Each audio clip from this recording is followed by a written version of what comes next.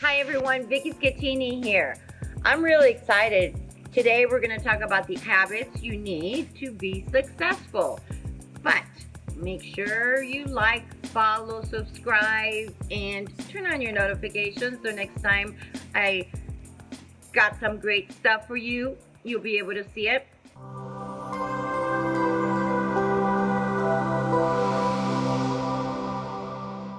Number one, mindset.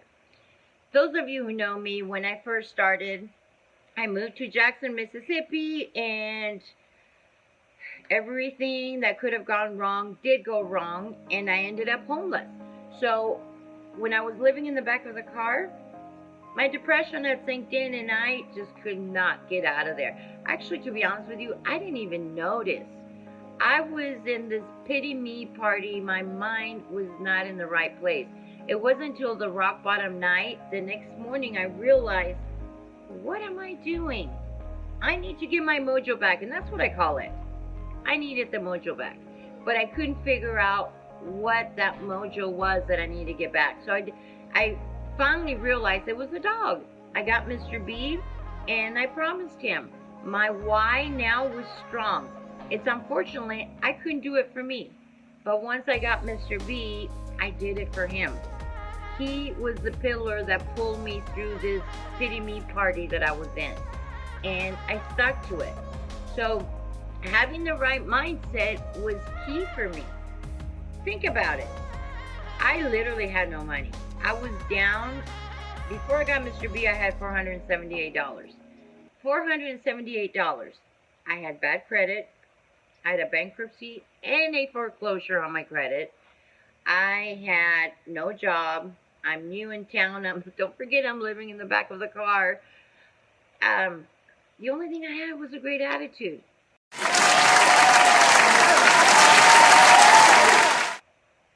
But with a great attitude, those people saw that I was not going to give up. Because why? Because failure was not an option for me. I was doing whatever it takes. So you need to have the right mindset. You need to have a strong why. Why are you doing it? Why do you want to be successful? And like I said, it's unfortunate I wasn't able to do it for myself. It wasn't until I got Mr. B that I did it.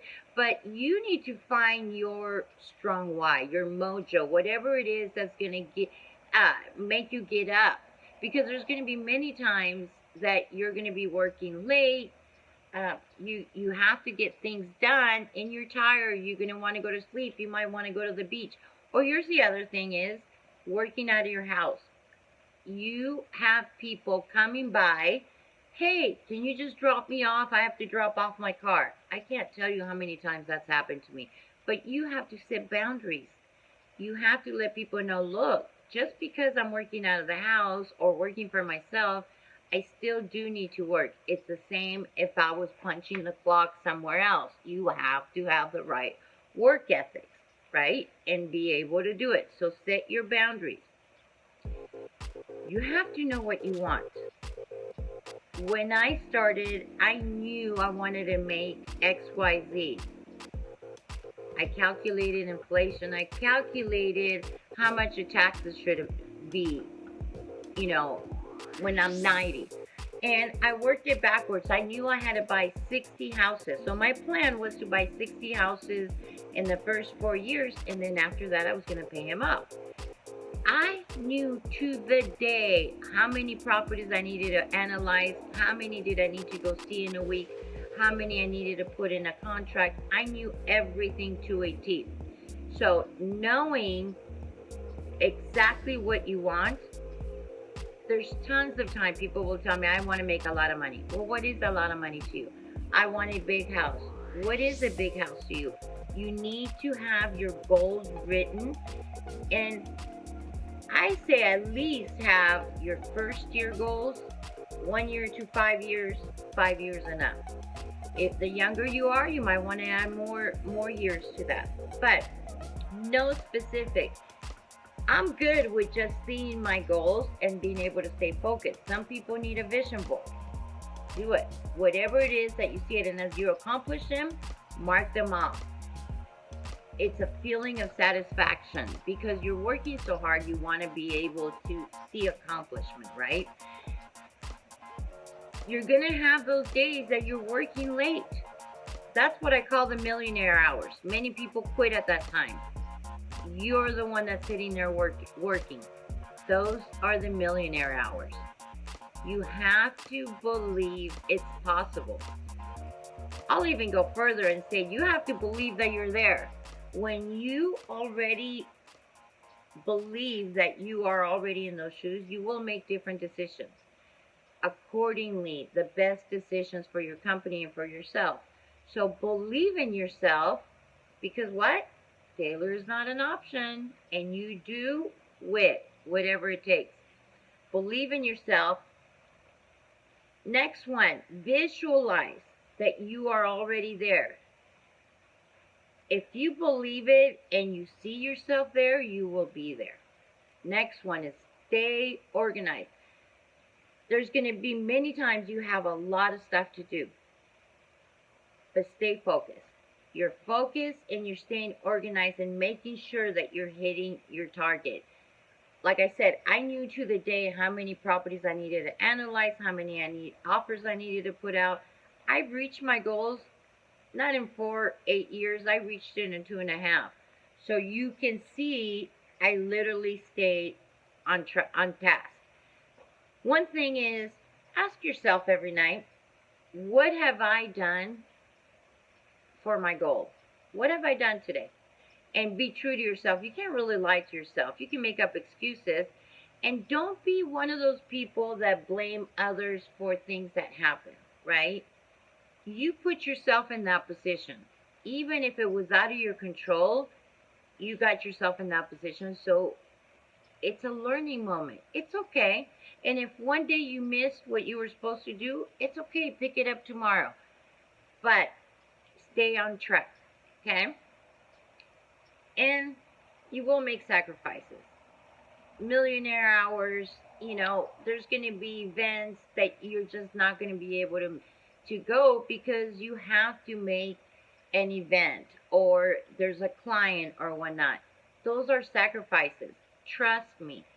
Eventually, you will not have to do every single call, but to build it, you really should have done everything in your business or as much as possible. Now, if your business is something that needs a chemist, I'm not telling you to go become a chemist, but know the system. Create systems.